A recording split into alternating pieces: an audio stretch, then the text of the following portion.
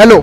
खरं तर मागच्या व्हिडिओमध्ये जी कोविडची लस आहे ती कशी घ्यायची ह्याचा एक आपण बघितला व्हिडिओ.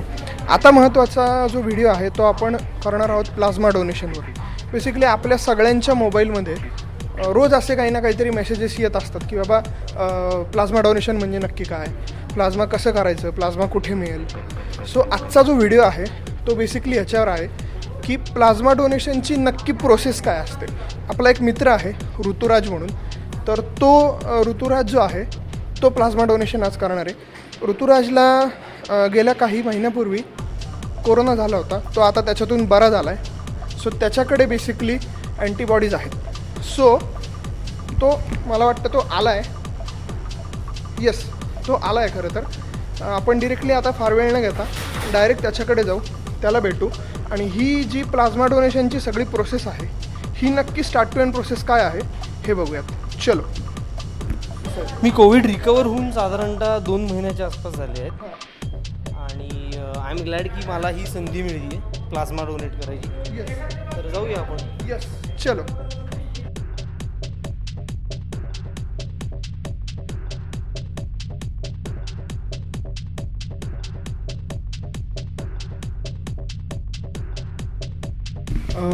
ओके. सो मॅम, खरं तर आज ऋतुराज जो आहे तो डोनेट करणार आहे प्लाझ्मा. पण ओव्हरऑलच सगळीकडे आज लोक घाबरत आहेत. बेसिकली प्लाझ्मा डोनेशन कसं करू, काय करू, ह्या सगळ्या प्रोसिजर आपण जरी दाखवणार असलो पुढे तरीही लोकांच्या मनात एक भीती आहे की नक्की प्लाझ्मा डोनेशन काय हेच लोकांना माहिती नाही आहे. ब्लड डोनेशन एक वेळ अवेअर आहेत लोक त्याच्याबद्दल, पण प्लाझ्मा डोनेशन म्हणजे नक्की काय हे जर तुम्ही सोप्या भाषेत सांगितलं तर एक बऱ्याच लोकांना कळायला खरं तर त्याचा उपयोग होईल. खरं तर आदित्य, तू एक खूप चांगलं काम करतोयस की म्हणजे एक पब्लिक अवेअरनेस साठी तू आता हे जे प्रोसिजरची माहिती एअर करतोयस. दिस इज व्हेरी इम्पॉर्टंट. कारण ब्लड बँकेचं बेसिक कामच सोसायटीशी निगडीत आहे की जोपर्यंत सोसायटीतले फिलॅन्थ्रॉफिक लोक पुढे येऊन पेशंटला मदत करणार नाही, जे सुदृढ लोक आहेत ते येऊन पुढे पेशंटला मदत करणार नाही, तोपर्यंत ब्लड बँक आपलं कार्य करू शकत नाही. त्याच्यामुळे त्या दृष्टीने तुझा हा उपक्रम खूपच स्तुत्य आहे. आणि आता आपण कॉन्व्हलेसंट प्लाझ्माकडे वळूया. किंवा कोविड या रोगासाठी आपण हा जो एक उपचार पद्धती म्हणून या कॉन्व्हलेसंट प्लाझ्माकडे आज आपण बघतो, तर त्याची थोडक्यात एक माहिती आपण लोकांना देऊया जेणेकरून भीती कमी होईल आणि डोनर्सची संख्या वाढायला मदत होईल. तर हा वुहानमध्ये जेव्हा डिसेंबर 2019 हे जे कोविडचं आपल्याला हा रोग हा जो सुरू झाला, तर सुरुवातीच्या काळामध्ये तो खूप घबराट पसरली आणि हा रोग इतका फास्ट पसरतो की त्याच्या संदर्भात मग आपल्याला मॅनेजमेंट ही खूप अवघड होऊन जाते. कारण त्या काळामध्ये काही त्याच्या ट्रीटमेंटचा प्रोटोकॉलही आपल्याला माहीत नव्हता किंवा कसं त्याला मॅनेज करायचं. त्याच्यामुळे लोकांना काहीच कळत नव्हतं की आता हे कसं करावं. मात्र हा रोग झपाट्याने पसरत होता. तर मग या पिरियडमध्ये मग असा विचार आला की जसं हिस्टॉरिकली प्लाझ्माचा उपयोग झाला होता, म्हणजे हे काय पहिल्यांदाच विषाणूंच्या अगेन्स्ट आपण हा कॉन्व्हलेसंट प्लाझ्माचा कोविडसाठी विचार झाला असं नाही आहे. तर हिस्ट्रीमध्ये पोलिओ किंवा गालगुंड किंवा गोवर आता हे कॉमन डिसिजेस झालेत आपले, पण हे एकेकाळी कॉमन नव्हते. तर जेव्हा हे सुरुवातीला पहिल्यांदा हे रोग झाले तर त्यांचंही असंच मॅनेजमेंट कोविडसारखं माहीत नव्हतं लोकांना. तर त्यावेळेला असा हा जसं गालगुंड किंवा पोलिओ किंवा गोवरमधून बरे झालेल्या रुग्णांचा प्लाझ्मा काढून तो आत्ता सफर होणाऱ्या पेशंटला दिला, तर पेशंट बरे झाल्याचं त्यांना ऑब्झर्व झालं. तर हे हिस्ट्रीमध्ये ऑलरेडी होऊन गेले. अगदी नजीकच्याच काळात बोलायचं झालं तर H1N1 किंवा सार्स किंवा इबोला हे जे आता नवीन एक्झॉटिक डिसिजेस येतात आहे, तर त्यांचीही सुरुवात जेव्हा या विषाणूंच्या या डिसिजेसची सुरुवात झाली तर त्याच्यामध्ये ही कॉन्व्हलेसंट प्लाझ्मा वापरण्यात आला. तर त्याच्यामुळे ही कन्सेप्ट आली की आपण एक कोविडला आता जर का जोपर्यंत मॅनेजमेंट होत नाही आहे तर आपण एक अशा पद्धतीने आपण एक प्लाझ्माचं कोविडमधून रिकवर झालेल्या लोकांचा प्लाझ्मा देऊन आपण काही पेशंटमध्ये इफेक्ट होऊ शकतो का, तर ही कन्सेप्ट आली. आणि मग आता हा प्लाझ्मा कसा द्यायचा, किती डोसमध्ये द्यायचा, तर मग आपली जी ICMR आहे तर ICMRने काही गाईडलाईन्स मग सुरुवातीला पुटअप केल्या. म्हणजे त्यांनी ॲक्च्युली हा एक हेच घेतला, म्हणजे का प्रोजेक्टच घेतला ICMRने की हा प्लाझ्मा इफेक्टिव्ह होऊ शकतो का, या दृष्टीने मग कामकाज चालू झालं. तर मग सुरुवातीला असं ठरलं की बाबा एक 200 ml एक सिंगल डोस बनेल आणि एका पेशंटला 24 तासाच्या अंतराने 200 ml एक असे 2 डोस देऊन त्याच्यात काय इफेक्ट्स येतात ते पाहायचं. तर अशा पद्धतीने याची सुरुवात झाली. आता हे एफेरेसिस पद्धतीने जर हा प्लाझ्मा रिट्रीव्ह केला तर फार चांगले रिझल्ट येतात. कारण एफेरेसिस ही एक अतिशय ॲडव्हान्स टेक्नॉलॉजी आहे की जेणेकरून आपण एका म्हणजे डोनरला एफेरेसिसच्या मशीनला त्याच्यामध्ये एक डिस्पोजेबल किट लावून कनेक्ट करतो आणि त्या मशीनला आपण प्रोग्रॅम करतो. म्हणजे डोनरची जो आता कॉन्व्हलेसंट प्लाझ्माचा जो डोनर आहे तर सर्वप्रथम त्याच्या काही रिक्वायरमेंट्स आहेत. तर त्या होल ब्लड डोनेशनच्या ज्या रिक्वायरमेंट्स आहेत त्या सगळ्या रिक्वायरमेंट्स तर या डोनरला फुलफिल करायच्याच आहेत. त्या रिक्वायरमेंट्स कोणत्या, तर वय हे त्याचा 18 वर्षाच्या वरच पाहिजे आणि आपण 60 वर्षाच्या आतले डोनर्स प्रिफर करतो. हिमोग्लोबिनचं प्रमाण 12.5च्या वर पाहिजे. प्लेटलेटचं काउंट 1.5 लाखाच्या वर पाहिजे. हे तर नॉर्मल आहे. शिवाय त्याला कुठली मेजर आजार नको. त्याच्यानंतर कुठलेही औषधं चालू असतील तर मग ब्लड बँकेच्या डॉक्टरांशी डिस्कस करायला पाहिजे की बाबा हे डोनेशनच्या क्रायटेरियात बसतंय की नाही. तर हे तर नॉर्मल क्रायटेरिया झाले. पण याच्या व्यतिरिक्त डोनरचं आपण सिरम प्रोटीन्स करतो आणि पेशंटचा पूर्ण हिमोग्रॅम करतो की बाबा त्याच्यामध्ये सगळं सेल काउंट नॉर्मल पाहिजे. आणि सगळ्यात महत्त्वाचं म्हणजे कोविड अँटीबॉडी टेस्ट करतो की त्या पेशंटमध्ये त्या अँटीबॉडीज आहेत की नाही हे आपल्याला बघायला लागतं. पण अँटीबॉडीज असतील त्या डोनरमध्ये तरच पेशंटला त्याची मदत होणार आहे डिसीजची फाईट करायला. तर या महत्त्वाच्या टेस्ट आहेत ज्या आपल्याला प्रोसिजर करायच्या आधी करायच्या आहेत. आणि एक महत्त्वाची रिक्वायरमेंट म्हणजे डोनरची व्हेन जी आहे ती अतिशय चांगली पाहिजे. कारण ही एफेरेसिसच्या प्रोसिजरला जसं मी सांगितलं की असा व्हेन चांगला असलेला आणि या सगळ्या चाचण्यांमध्ये पास होणारा डोनर याची आपण प्रोसिजर करणार आहोत. त्याला आपण मग एका कम्फर्टेबल चेअरवर बसवतो आणि मग त्या एफेरेसिसच्या मशीनमध्ये एक डिस्पोजेबल किट लोड करतो आणि मग डोनरला त्या मशीनशी कनेक्ट करतो. कनेक्शन करायच्या अगोदर आपण डोनरचे सर्व पॅरामीटर्स त्या मशीनला फीड करतो. मग ते मशीन ठरवतं की या डोनरचा आपण किती प्लाझ्मा म्हणजे होल ब्लड एका वेळेस प्रोसेसिंगला घेऊ शकतो किंवा आपण त्याचा किती सेफली प्लाझ्मा काढू शकतो. तर हे सगळं मशीन डिस्कस करतो. पण एक महत्त्वाची गोष्ट अशी आहे की तो जो डोनर मशीनला कनेक्ट केलेला आहे तर त्याचा 15% जास्ती आपण एक्स्ट्रा कॉर्पोरल व्हॉल्यूम बाहेर ठेवत नाही. म्हणजे हे इतकं सेफ आणि चांगलं प्रोसिजर आहे. त्या कॉन्व्हलेसंट प्लाझ्माचा आपण एका सिटिंगमध्ये जास्तीत जास्त 500 ml प्लाझ्मा डोनरकडून आपण एका वेळेस घेऊ शकतो. याचे आम्ही 200 आणि 100 mlच्या 3 युनिट्स बनवतो. म्हणजे 3 लोकांना साधारणतः तो ॲक्च्युली 2 लोकांना एक डोस मिळतो आणि ते 100 ml जे असतं ते आम्ही टेस्टिंगसाठी मग ठेवून देतो भविष्यामध्ये. आणि अशा पद्धतीने हे प्रोसिजर आपलं कॅरी आऊट होतं. आता डोनरने हे लक्षात ठेवायचं आहे की 2 प्लाझ्मा डोनेशन्समध्ये आपण साधारण 15 दिवसांचा गॅप ठेवतो आणि एका महिन्यामध्ये तुम्ही 1000 ml म्हणजे 1 लिटरच्या वर डोनेशन करू शकत नाही. तर ह्या गोष्टी आपण फार महत्त्वाच्या आहेत की डोनरची तब्येत चांगली राहिली, डोनर हेल्दी राहिला तर तो डोनेशनला येऊ शकतो. आता कोविडशी रिलेटेड अतिशय महत्त्वाचा क्रायटेरिया आहे. कॉन्व्हलेसंट प्लाझ्मा एफेरेसिसच्या कोविडच्या इंडिकेशनला आपण बनवत असू तर ते म्हणजे पेशंटचा RT-PCR पॉझिटिव्ह आल्यापासून 28 दिवस आपण त्याचं ब्लड घेत नाही. म्हणजे 28 दिवसानंतर आपण हे प्रोसिजर करतो. कोरोना होऊन गेल्यानंतर 28 दिवसांनी म्हणजे RT-PCR रिपोर्ट ज्या दिवशी पॉझिटिव्ह आला त्याच्यानंतर 28 दिवसांनी आपण प्रोसिजर करू शकतो जर तो डोनर पूर्णपणे स्वस्थ असेल, पूर्णपणे रिकवर्ड असेल आणि त्याला कोणताही त्रास नसेल किंवा कोविड रिलेटेड औषधं चालू नसायला पाहिजे. म्हणजे he should be feeling really healthy. ठीक आहे, हे फार महत्त्वाचं आहे. तर तुम्ही हे बघू शकता की हे समुपदेशन कक्ष आहे. तर ह्याच्यामध्ये काय आहे, प्रायव्हेटली काही गोष्टी ज्या आहेत त्या पेशंटसोबत बोलल्या जातात की ज्या कॉन्फिडेन्शियल असतात त्याच्याबरोबर बोलल्या जातात. काही प्रश्न असतील, हेल्थ रिलेटेड काही इश्यू आहेत का, त्या गोष्टी बोलल्या जातात. सो अजून और क्या क्या होता है ma'am? Basically, any health related issue, if he wants to disclose to someone, he can disclose. And we tell about the consent. Consent लेते that we will be doing some testing on the blood like HIV, HBS, HCV and also syphilis का taste ये taste होते हैं blood पे तो वो explain करते हैं. End ये स्क्रीनिंग टेस्ट वो भी एक्सप्लेन किया जाता है. यस, तर ऋतुराजचं ऑलमोस्ट सगळं काउन्सिलिंग जे आहे ते सगळं झालेलं आहे. ऋतुराज आता बाहेर येतो. यस ऋतुराज. काय ओव्हरऑल साधारणतः एक 10 ते 15 मिनटं तुझं काउन्सिलिंग झालं सो त्यांनी काय काय प्रकारच्या गोष्टी विचारल्या आणि काय काय सगळ्या गोष्टी झाल्या? हां, जनरल श्रीकांत कलेकर सर भेटले आणि त्यांनी जो आपण फॉर्म लिहिला होता तो पुन्हा तपासला, त्याबद्दलच्या गोष्टी पुन्हा एकदा विचारल्या आणि त्यांनी ओव्हरऑल ही मुळात त्यांनी पहिल्यांदा आपण हे जे करतो आहोत हे आत्ता खूप अत्यंत गरजेचं आहे आणि ह्याच्यात आपण करतो आहोत ही खूप चांगली गोष्ट आहे, याचं त्यांनी ॲप्रिसिएशन व्यक्त केलं, जे फार महत्त्वाचं आहे असं मला वाटलं आणि मला त्यांनी जाणीवसुद्धा झाली.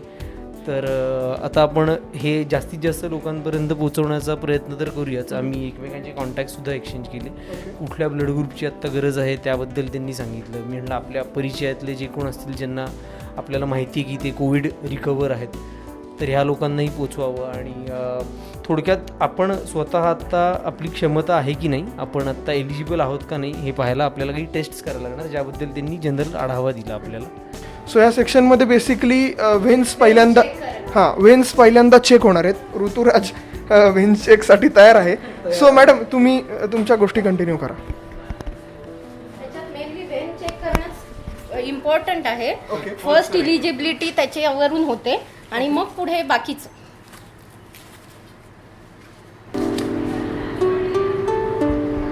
आहे यांची वेन जशी दिसते ना अशी थोडी टणक लागली पाहिजे. खूप मॅक्झिमम प्रेशर देऊन नाही चालत ह्या प्रोसिजरला, कारण रिटर्न पण जाणार असतं त्याच वेनमधून. तर एकदम मिनिमम प्रेशरला ती सस्टेन होते का हे आपण बघतो त्याच्यात. ठीक आहे. सो ऋतुराजच्या दोन्ही हाताचे ज्या वेन्स आहेत त्या परफेक्ट आहेत. आता तुम्ही फॉर्म भरून घ्या, मग मॅडम तुमच्या हिस्ट्री वगैरे घेतील आणि मग आपण सॅम्पल घेऊया. सो खरं तर आत्ता वेन चेकिंगची प्रोसेस झाल्यानंतर दुसरा जो पार्ट आहे तो हा आहे बेसिकली. तर आता इथे मॅम ये जो है ये फॉर्म रजिस्ट्रेशन है ना? Good morning. Good morning, Rituraj. First of all, thank you for coming ahead and coming volunteering for donation. Thanks. And we have to first, this is donor registration. And basically इसमें personal details भरनी है उनको, height, weight, age and blood group अगर पता है तो, complete details, address, occupation and phone number. That is very important. End उसके बाद ये क्वेश्चंस पढ़ लीजिए. क्वेश्चन मैं अंदर आपसे पूछूंगी भी, ये क्वेश्चन पढ़ लीजिए और आप येस नो उसमें भर सकते हैं अपने जो आपको लगता है आंसर है. History basically medical history and then बाकी का क्वेश्चन बीपी मैं आपका अंदर ले लूँगी. तो तब तक आप ये डिटेल्स बॉक्स में भर दीजिए, ये कंप्लीट बॉक्स. एंड ये good afternoon Rituraj. I hope you're feeling well today. Okay, yeah. And you slept well. Yes, you I slept. ate your food. Yes. Very good. I had my breakfast as of now. That's good. That's good. And any medications you're taking? BP, sugar, diabetes, asthma? No, none of Any those. chronic medications or anything? Nothing. Okay, okay. Any vaccine taken recently? No, no. COVID का vaccine तो नहीं लिया? नहीं. Any tattoo, fracture, skin disease? No. No. Any surgeries, minor or major, done in the past? No. Okay. Okay. So now we'll just take your blood pressure. कभी आपने करवाया blood pressure? हाँ. कितना रहता है? वैसे तो आपका हेल्दी है because you go to the gym and all, तो must be good only. Yeah. And plus veins भी अच्छी होती है. जो जिम रेगुलर करता है ना उनकी वेन्स भी प्रोमिनेंट होती है. Okay. बट हाँ, after blood donation 24 hours don't do any vigorous exercise. Yes, I won't. I'm sure.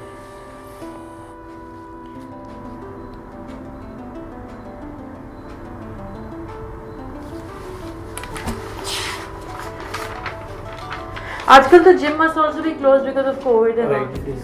Usually it is. Society का जो है उसमें वो we got sanitization guy. Okay. Usually keeps it sanitized. That's very for good. everyone. It is very difficult to maintain sanitization in gym. BP is absolutely normal. 120/80. Okay.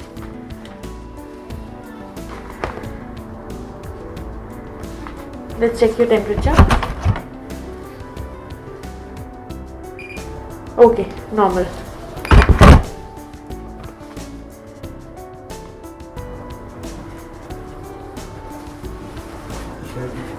Pulse comes zero. Yeah, pulse also comes. Yeah. So you're donating for the first time? Yes. All the best. Yes. Thank you. ऋतुराजची vein खरं तर prominent आहे, व्यवस्थित आहे दोन्ही हाताची. आणि या सेक्शनच्या आधी ऋतुराजकडनं जे लिहून घेतलं ते बेसिकली ऋतुराजची माहिती होती की त्याला कोरोना कधी झाला होता, त्यांनी पहिली टेस्ट कधी केली होती, तो किती दिवस क्वारंटाईन झाला होता, त्यानंतर त्याचे सिम्टम्स कसे कसे होते, त्याला खोकला आला होता का, सर्दी आली होती का, ताप आला होता का, ह्या सगळ्या गोष्टी तिथे त्यांनी ऋतुराजकडनं लिहून घेतल्या. सॅम्पल कलेक्ट करणार आहोत कारण त्यांच्या अगोदर टेस्ट होणार आहेत, त्याच्यासाठी जे सॅम्पल लागतं ते आपण कलेक्ट करणार आहोत. तर डिस्पोजेबल निडल असतं, वन टाईम यूज असतं, तर त्याच्याने आपण आता त्यांचं 10 ml जवळपास सॅम्पल कलेक्ट करणार आहोत, जेणेकरून त्याच्यात त्यांचं कोविड अँटीबॉडी टेस्ट होणार आहे. आणि 5 ज्या मॅन्डेटरी टेस्ट आहेत, HIV, hepatitis B, hepatitis C, सिफिलीज आणि मलेरिया, आणि शिवाय हिमोग्राम म्हणजे त्यांचा टोटल काउंट बॉडीमधला, तर ते होणार आहे. आणि सिरम प्रोटीन, ह्या 4 गोष्टी आपण 4 सॅम्पल घेणार आहोत.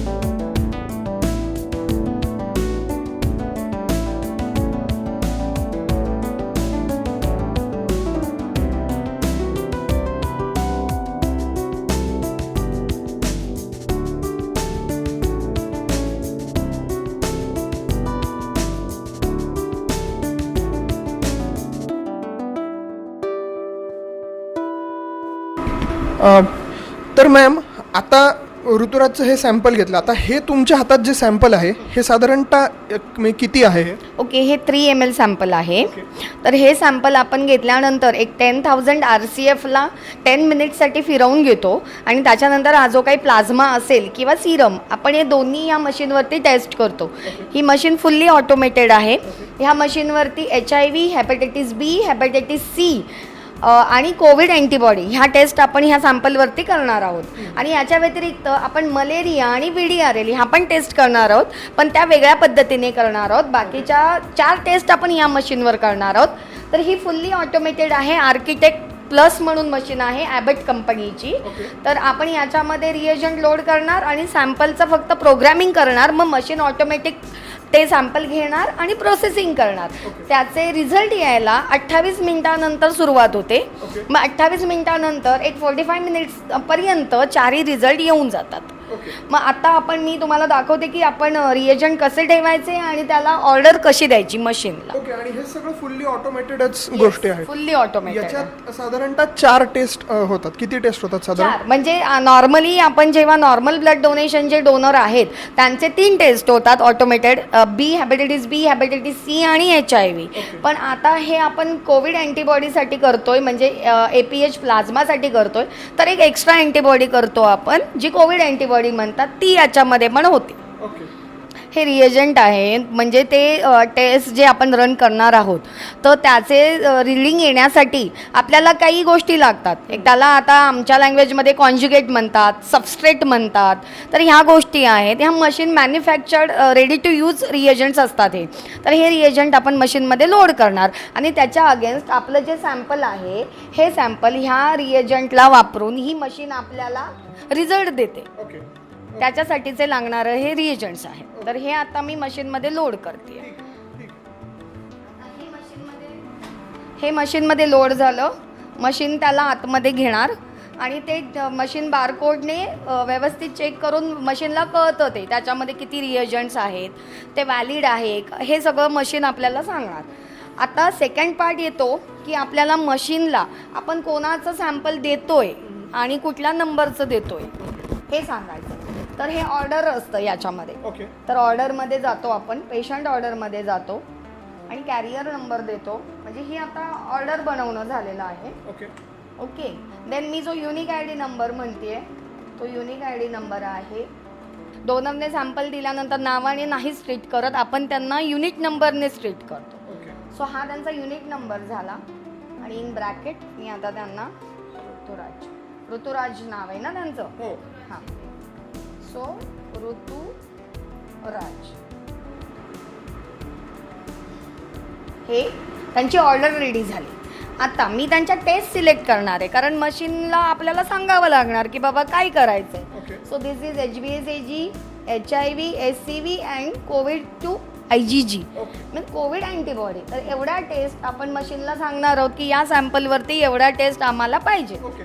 पण मॅडम माझा एक प्रश्न आहे, आता इथे ह्या सगळ्या ज्या टेस्ट दिसतात ह्या सगळ्या प्रकारच्या टेस्ट एक मशीन या सगळ्या प्रकारच्या टेस्ट लॅबमध्ये होतात. आता ब्लड बँकमध्ये मॅन्डेटरी ज्या टेस्ट आहेत तेवढाच आपण करतो. आता ही मशीन काय फक्त ब्लड बँकेत यूज नाही होत, लॅबमध्ये पण यूज होते. त्यामुळे त्या लोकांनी बाय डिफॉल्ट हे सगळ्या टेस्ट दिलेल्या आहेत. तर ह्या बाकीच्या ज्या टेस्ट आहेत या लॅबमध्ये यूज होतात, पण आम्हाला ज्या मॅन्डेटरी टेस्ट आहेत ब्लडसाठी त्या एवढ्याच आहेत. म्हणजे नॉर्मल ब्लडसाठी एवढ्याच आहेत. आणि आता आपण कोविडसाठी बोलतोय म्हणून एक एक्स्ट्रा कोविडची टेस्ट आहे.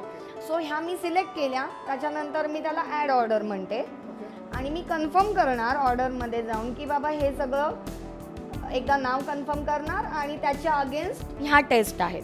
आणि हे कॅरियर आहे, सॅम्पल आहे. हे परत एकदा कन्फर्म करून जसं मी रिएजंट ठेवले आतमध्ये तसे आता मी हे सॅम्पल आतमध्ये ठेवणार. सो आता हे सॅम्पलिंग सॅम्पल आत चाललंय. आता ह्या कॅरियरला पण बारकोड असतो. मग मशीन ते बारकोड रीड करणार आणि त्याच्यानुसार मशीन आता आपल्याला इथे देणार किती वाजल्यानंतर बाबा तुम्हाला साधारण हे रीडिंग येतील. म्हणजे HbSAg कधी येईल, HIV कधी येईल, HCV कधी येईल असं साधारण आता आपल्याला ते इथं देतील. ओके. तर ते येईल. आता हे रनिंगमध्ये आहे मशीन, आता ते सॅम्पल घेईल. सो आता ह्या सगळ्या चारही टेस्टला मिळून एक अंदाजे किती वेळ लागेल? अंदाजे मॅक्झिमम 45 मिनिट्स. 45 मिनिट साधारणतः लागतील. तोपर्यंत आम्हाला आपल्याला जी फ्रुटी दिली आहे ती फ्रुटी आम्ही पितो. ह्याच्यामध्ये एक स्पेशल गोष्ट आहे की मी पहिल्यांदा मास्कवर घेतो. आम्हाला हॉस्पिटलनी फ्रुटी प्यायला दिलेली आहे, ऋतुराजला पण आणि मला पण आणि आता सगळ्यांना पण. तर आता ही फ्रुटी आम्ही दोघं पितो. ऋतुराज गार आहे फ्रुटी? चेअर्स. खूप गार म्हणजे चेअर्स नाही काय ठीक आहे. तुला सवय असेल म्हणून मी तुझ्या नाही नाही मला कुठलीही सवय नाही आहे. आणि काय हे सगळ्या हानिकारक गोष्टी असतात. खाली डिस्क्रिमिनेट टाकू आपण. अरे नॉर्मल आपण हे करतो. हां ठीक आहे. नॉर्मल हां. तर आता आम्ही दोघंही फ्रुटी पितोय बेसिकली. आणि आता त्याच्यानंतर हे माझीच पिणारच ना. हां नाही तर आपण फ्रुटी पिऊया आणि मग जेवायला जाऊयात, कारण भूक पण भरपूर लागली. ठीक आहे. हां मग जेवायलाच जाऊया direct. So lab for blood group serology, रक्तगट चाचणी व तपासणी प्रयोगशाळा.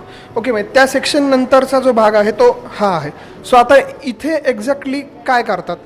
सर इथे ब्लड ग्रुपिंग करणार आपण. ओके. ब्लड ग्रुपिंग आणि ICT करणार. आता जे डोनरचं तुम्ही हे घेतलेलं आहे सॅम्पल त्याचं ब्लड ग्रुप आणि ICT करणार. ओके. सो ठीक आहे. याला साधारणतः याला किती वेळ लागतो एक अंदाजे? अर्धा तास तरी लागेल. सर IH500 फुली ऑटोमॅटिक मशीन आहे. त्याच्यामध्ये आपण हे सॅम्पल रन करणार आहे. याच्यामध्ये ब्लड ग्रुप आणि ICT करणार आहे सर. ओके. तर मी याच्यामध्ये ठेवते सर आता ते. ओके. ते स्कॅन करतं फर्स्ट. ओके. सो ही जी प्रोसेस चालू आहे ही स्कॅनिंगची प्रोसेस चालू आहे खरं तर सगळी.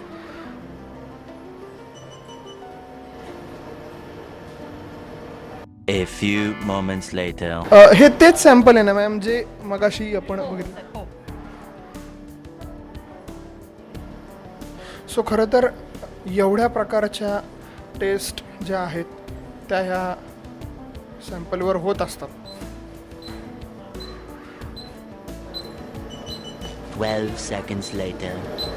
त्या खरं तर सगळ्या मेडिकल टर्म्स आहेत ज्या कॉमन माणसाला समजणं खूप एक तसं बघायला गेलं तर अवघड आहे. आता हे जे सॅम्पल आहे हे कॅल्क्युलेटिंगला आहे. कॅल्क्युलेटिंगला गेले. आता ते पिपेटिंग करेल. ओके. नंतर साधारण अर्धा तासामध्ये रिझल्ट येईल. ठीक आहे. सो ओव्हरऑल एक अर्ध्या तासामध्ये खरं तर हा जो रिझल्ट आहे हा रिझल्ट अर्ध्या तासामध्ये येईल. तोपर्यंत एक ऋतुराज आणि आम्ही सगळेजण थोडंसं खाऊन घेतो. ते झाल्यानंतर भेटूच आपण. आम्ही तुम्हाला मशीन समोर उभं राहताना दिसतो, पण लॅबमध्ये नेणं आणं हे सगळं मावशी करतात, सिस्टर लोक, हे सगळे each and every Person important. म्हणजे एक तुम्हाला आता ब्लीड करायचं तर तुमच्या मागे सगळं प्रत्येकाचं म्हणजे एक मेहनत लागलेली असते. म्हणजे थोडक्यात टीमवर्कच आहे हे. अगदी. आणि आमच्या मामा मावशी जरी दिसत नसले मशीन समोर, आता या ऑटोमेशन समोर काय आम्हीच उभे राहणार, पण त्याच्या मागे त्यांचा पण खूप मोठा येते, कारण ते धावत पळत सॅम्पल घेऊन जाणार, रिपोर्ट आणणार, 4 वेळा चक्रा घालायला लागतात त्यांनाही. आणि टीमवर्क असेल तरच लवकर प्रोडक्ट तयार होतो आणि लवकर पेशंटला मिळतो. आणि असे नाहीतर मी एकटी सगळीकडे नाही करू नाही होऊ शकत. बरं, हे असे साधारणतः दिवसाला आता हे जेव्हापासून कोविड चालू झाला आहे तेव्हापासून दिवसाला किती असे सॅम्पल तुम्ही हे करता? काल 3 झाले, काल 3 प्रोसिजर. काल 3 प्रोसिजर झाले. ओके. म्हणजे तशा मॅक्झिमम भरपूर ठिकाणी होतात, पण आमच्याकडे आता जस्ट सुरू झाले, कारण सेकंड फेज सुरू झाल्यावर 1-1.5 महिनाच थोडा झाला. gap आणि पेशंटचा क्रायटेरिया कसा आहे की पॉझिटिव्ह झाल्यानंतर 42 डेज नंतर आपण त्यांना घेतो. त्याच्यामुळे आमच्याकडे फोन भरपूर येतात, पण अजून पॉझिटिव्ह झाल्यापासून लोकांना फक्त 15-20 दिवसच झालेले आहेत, अजून 42 डेज व्हायचे आहेत. त्यामुळे कदाचित पुढच्या वीकमध्ये अजून रिस्पॉन्स मिळेल व्हॉलेंटरीचा. पूर्वी कसं आमचा स्टाफ स्वतः द्यायचा जे पॉझिटिव्ह झालेलं आहे. खरं आता आमचा स्टाफनी दोन्ही डोस घेतलेले आहेत, तर त्यामुळे ते इलिजिबल नाही, नाहीतर आम्हाला इझिली इथल्या इथं डोनर मिळायचे, ते आता बंद झालंय सध्यासाठी. साधारणतः आता इथला स्टाफ किती आहे अंदाजे? आमच्याकडे एक 35 पर्यंत आहे स्टाफ सगळा मिळून, तिन्ही शिफ्टमध्ये मिळून. आणि मग सगळ्या मावशी तुम्ही सगळे लोक हे एक टीमवर्कनीच सगळे. कारण अगदी जेव्हा आपण हे लॅबमध्ये सॅम्पल पाठवतो तर त्याचं बिलिंग करणं अगदी त्यांच्यापासून नाही. त्यांनी जर बिलिंगला उशीर लावला तर सॅम्पल नुसतं वरती जाऊन काहीच उपयोग नाही ना, त्याच्यावर बिल पण गेलं पाहिजे. मामा मावशींनी जर आळस केला तर पण नाही ना, रिपोर्ट लवकर मिळालं पाहिजे. जर रिपोर्ट मिळालं तर आपण प्रोसेस चालू करणार. त्याच्यामुळे प्रत्येक जणांचं अगदी मॅडम म्हणजे जे डायरेक्टर आहेत आमच्या ब्लड बँकेचे HOD ते त्यांच्यापासनं अगदी मामांपर्यंत प्रत्येक माणूस महत्त्वाचा आहे. आणि तो किती वेळात काम करतो, इथं प्रत्येक गोष्टीचा टॅग ठरवलेला आहे आमच्या इथे की ही वेळ सुरू झाली का ही गोष्ट पूर्ण होण्यासाठी बाबा किती वेळ लागला पाहिजे साधारण. त्याला टॅग म्हणतात, टर्न अराउंड टाईम, हा आमच्याकडे ठरलेला आहे. तर तेवढ्या वेळात ते तेवढं झालंच पाहिजे. पण मग तुम्ही शिफ्टिंगमध्ये वगैरे पण असं म्हणजे करतात? 24/7 जसं मेडिकल आहे तसंच आहे हे. त्याच्यामुळे 24/7 अगदी रात्री जरी आलं डोनर तरी आपण ती सेवा देतोच. तुम्ही सकाळी किती वाजता आले किंवा काय तुमचं कसं? आमचं शिफ्ट वाईज आहे, मॉर्निंग शिफ्ट आहे, जनरल शिफ्ट आहे, आफ्टरनून आणि नाईट.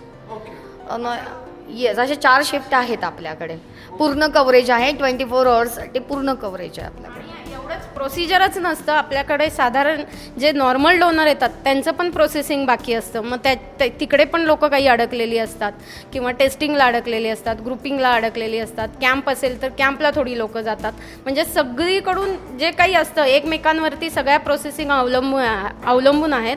तर प्रत्येकांचा ह्याच्यात थोडा ना थोडा श्रेय आहे की जे काही करतात त्याच्यावरच सगळं मिळून ते एक रिझल्ट येतो. खरं तर आपण इथे आल्याला पण बघितलं की इथे तशी म्हणजे स्वच्छता बघायला गेलं तर अल्टिमेट आहे. कारण जेव्हापासून आपण शूट घ्यायला आलो आहे त्यावेळेसपासून कंटिन्युअस सगळीकडे स्वच्छता आहे.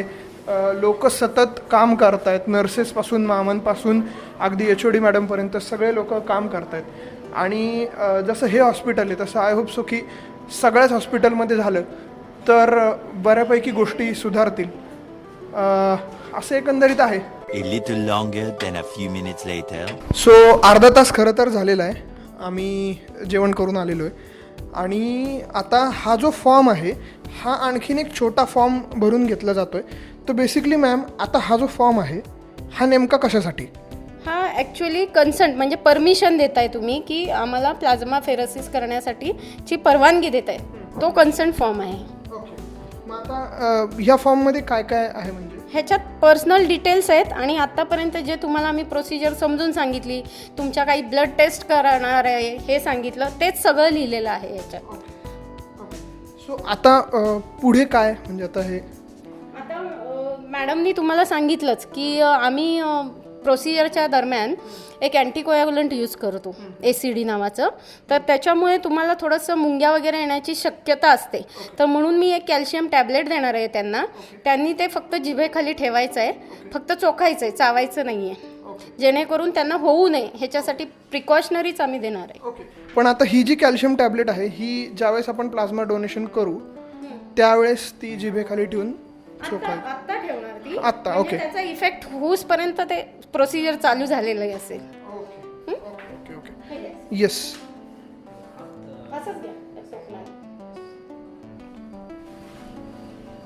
सो खरं तर ही जी कॅल्शियम टॅबलेट आहे ही कॅल्शियम टॅबलेट प्लाझ्मा डोनेशन सुरू करण्याच्या पूर्वी एक जस्ट देतात.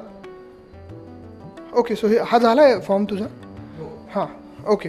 प्रत्येक टप्प्याटप्प्यावर खूप व्यवस्थितरित्या सगळी काळजी घेतली जात आहे आणि टेक्नॉलॉजी खरं तर जी आहे ती पण खूप मोठ्या प्रमाणात ॲडव्हान्स झालेली आहे मेडिकल फील्डमधली. सो ठीक आहे, मग आता चला ऋतुराजजी. विश्वास ठेवून आपण पुढे जाऊया.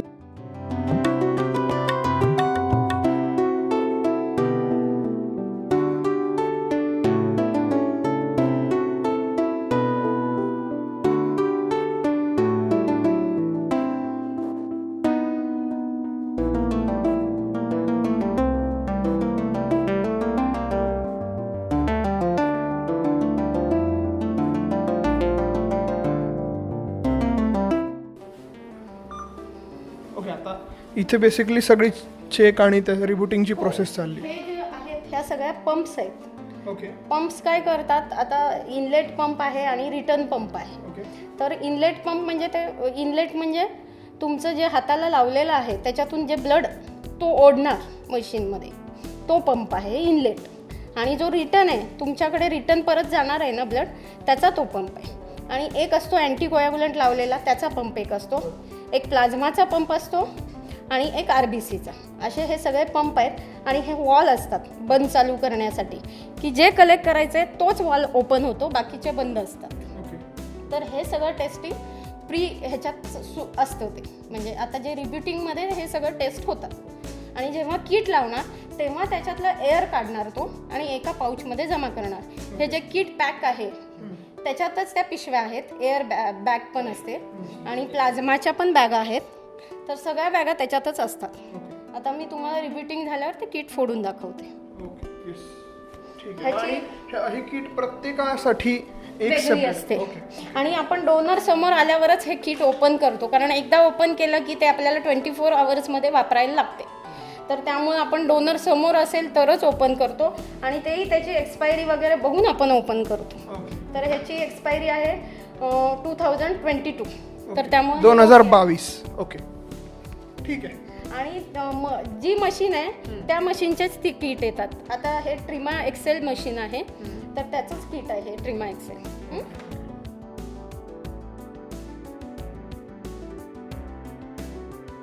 हां. सो बेसिकली आता हे काय होतं आहे की ही जी सगळी किटची इन्फॉर्मेशन आहे ही किटची इन्फॉर्मेशन आपण या मशीनला प्रोव्हाइड करतो आहे. ओके. मध्ये सगळं डिस्पोजेबल वन टाइम यूज असतं. ओके. आणि स्टराईल असतं.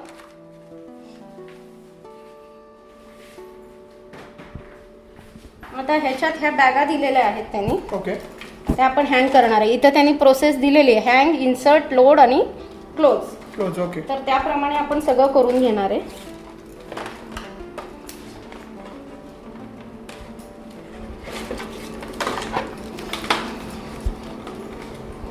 ह्या बॅगा सगळ्यात शेवटी हँग करायच्या आहेत आपल्याला.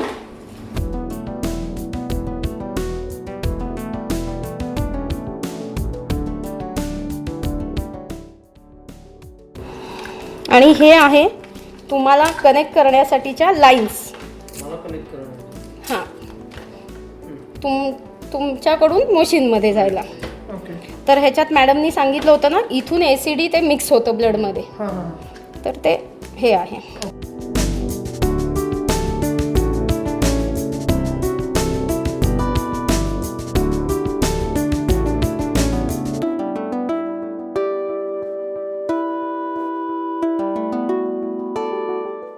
ह्याला कॅसेट म्हणतात.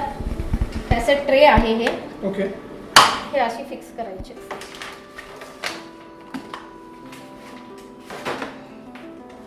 त्याच्यानंतर खाली सेंट्रीफ्यूज असतो. त्याचा हा पूर्ण चॅनल असतो. तर ह्याच्यातच ब्लड जमा होऊन जे काही लाईन्स तयार होणार सेपरेट RBC जे लेअर किंवा प्लाझ्मा लेअर, तर ह्याच्यात ते होतात.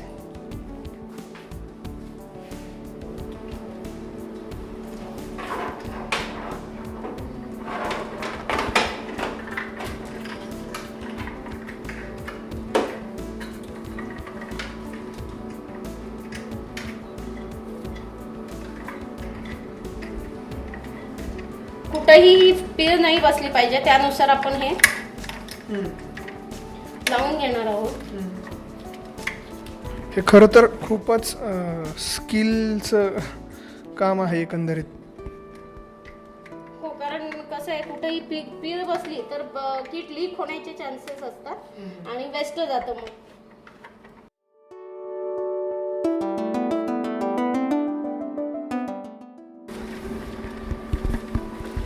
ही रिस्की आहे कारण बेसिक स्टेप आहे, ती सेफ झाली पाहिजे. तर म्हणून आपण एकाने किट लावलं तर दुसऱ्यांनी चेक करणे असं ठेवलेलं आहे. तर दोन लोकांनी चेक मस्ट आहे. त्याचे काही चेकिंग पॉइंट्स आहेत आपल्याला मशीनने प्रोव्हाइड केलेले असतात. ओके. तरी याच्यानुसार आम्ही चेक करतो. हां ना, हे चेकिंग पॉइंट्स आहेत मशीनने दिलेले. तर फर्स्ट पर्सन इन्स्टॉल करताना चेक करतातच, पण सेकंड पर्सनने पण त्याला व्हेरीफाय करायचं असतं.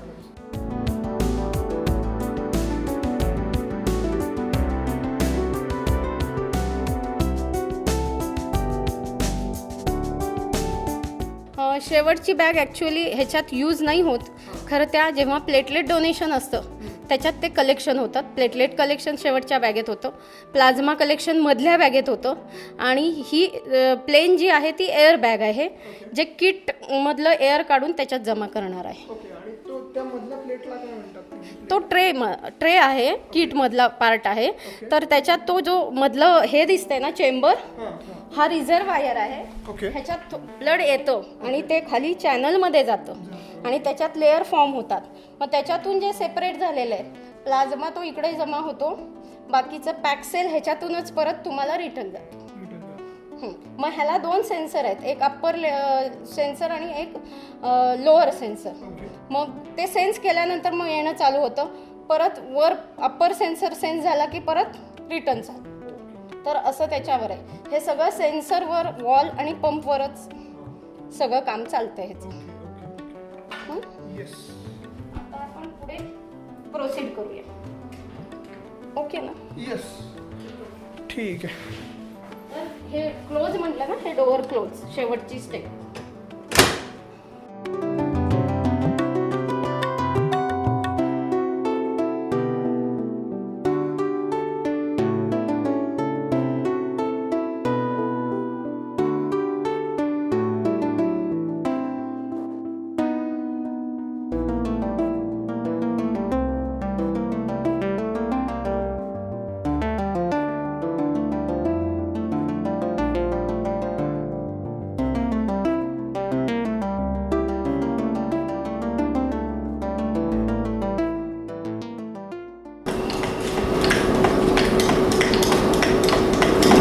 येस. सो खरं तर ही बेसिक तयारी तर झालेली आहे मशीनची. मग आता हे असं किती वेळ फिरतं किंवा काय कसं? एक 5 मिनिट आता ते सगळीकडचं एअर पण काढतं. इथं जमा होईल. हळूहळू ही बॅग थोडीशी फुगलेली दिसेल तुम्हाला. ओके, बरं. म्हणजे ते त्या बॅगमध्ये सगळी एअर जमा होती, हवा जमा होते त्या बॅगमध्ये सगळी. कारण सगळ्या किट मधली काढून ती बॅग त्या एअर बॅगेत जमा होते. बरं. आणि मग नंतर स्टेप येईल की एसीडी कनेक्ट करा. तेव्हा एसीडी आपण कनेक्ट करणार आहोत आणि मग त्याचं प्राईम होतं आणि मग लगेच डोनर कनेक्ट करायचं. बेसिक लेवलची जी प्रोसेस आहे ती प्रोसेस तर पूर्ण झाली आहे. आता प्लाझ्मा डोनेशनला एक 5-10 मिनिटात सुरुवात होईलच.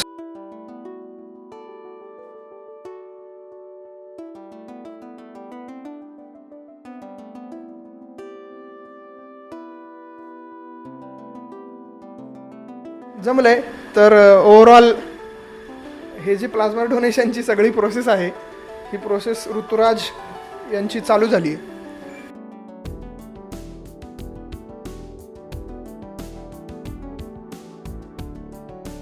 तुम्ही जेवढे रिलॅक्स राहाल राहाल, तुमचा हात व्यवस्थित ठेवाल, मेंटली व्यवस्थित राहा, तुम्ही चांगलंच काम करताय.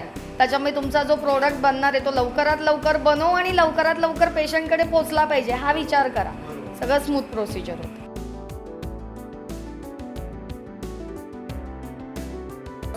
45 मिनटं ऑलमोस्ट होत आलेत आणि ऋतुराजचं पण बऱ्यापैकी जे प्लाझ्मा आहे तीही पण प्रोसेस पूर्ण होत आली. तो एकदम रिलॅक्स दिसतोय खरं तर गप्पा वगैरे मारताना. तर काही नाही, ही तसं इझी आहे प्रोसेस, फार काही अवघड नाही आहे. आणि महत्त्वाची गोष्ट म्हणजे डॉक्टर किंवा तिथले जो स्टाफ आहे तो सोबत असताना काही घाबरण्याची वगैरे कुठलीच गोष्ट नाही. सो खरं तर जसं मॅम मागाशी म्हणाल्या की प्लाझ्मा डोनेशन हे गरजेचं आहे आणि व्हॅक्सिनेशनच्या पूर्वी समजा जर जितक्या लोकांना प्लाझ्मा डोनेशन करता येईल तितक्या लोकांनी प्लाझ्मा डोनेशन करावं. अनेक लोकांना प्लाझ्मा लागतोय, तर मला असं वाटतंय की ऋतुराजनी आत्ता डोनेशन केलंय. तर ऋतुराज तुला काय बोलायचं आता? एक नाही, मी जसं म्हणलो तसंच की आपण सर्वार्थाने कसं एखाद्याच्या उपयोगी पडावं, तर हा त्याचा एक चांगलं ह्याचं उदाहरण आहे असं मला वाटतंय. One of the things which we can be helpful for someone else in their needy times. आणि खरंच म्हणजे आता ह्या ज्या पॅन्डेमिकशी आपण जसं लढतो आहोत, तर तसं आपल्या ह्याच्यामुळे कुणाच हातभार लागतोय हा कुठल्या तरी शरीराला आणि त्याच्या सभोवतालच्या सगळ्या लोकांना, जसं मगाशी आपण डिस्कस करत होतो. तर हे फारच चांगलं आहे आणि I feel great about it. मला हे पुन्हा करायचं आहे. जेव्हा मॅडमनी सांगितलं की 15 दिवसाच्या अंतरानंतर पुन्हा करू शकतो, तर होपफुली मी तेव्हा पण माझ्या जर अँटीबॉडीज असतील तर मला हे डेफिनेटली करायला आवडणार आहे आफ्टर 15 डेज. आणि आपल्या परिचयाच्या किंवा कोणीही जे कोणी हे पाहतात, ज्यांच्यापर्यंत आपण पोचतो आहोत, तर त्यांनी डेफिनेटली प्लाझ्मा डोनेट करावं. ही अगदी ब्लड डोनेशन सारखीच जवळ जाणारीच प्रोसेस आहे आणि हे आपण मनावर येऊन सगळ्यांनी करूया. Let's do something for the human kind. So basic त्याला म्हणायचं की सगळ्यांनी प्लाझ्मा डोनेशन करा. बाकी काय, बाकी सबस्क्राईब करा. ठीक आहे. या निमित्ताने आपण हे झालो म्हणजे आपल्यात बोलणं झालं होतं खूप काळापूर्वी, पण आता या निमित्ताने हे अंमलात आणलं गेलं आणि आय एम ग्लॅड की आपण वेळेत हे केलं.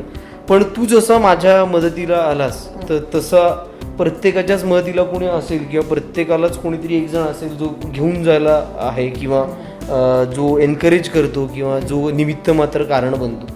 असं प्रत्येकाला असेलच असं नाही, तर आपण स्वतः सेल्फ मोटिवेटेड होऊन हे डोनेट केलं पाहिजे. आपल्याला आपण रिकवर झालो ह्याचा फायदा म्हणजे तो सगळ्यांना झाला पाहिजे. नाही, कारण व्हॉट्सॲपवर हल्ली तेच आहेत ना, कारण आपल्या प्रत्येकाच्याच व्हॉट्सॲपवर नाही म्हटलं तरी रोज असे 4-5 मेसेज फिरतच असतात की हा प्लाझ्मा लागतोय, तो प्लाझ्मा लागतोय. सो कदाचित हा व्हिडिओ उपयोगी पडेल नक्कीच. येस, चलो, थँक्यू सो मच. भेटूयात पुढच्या व्हिडिओमध्ये. तोपर्यंत like, share, subscribe. Bye bye bye bye.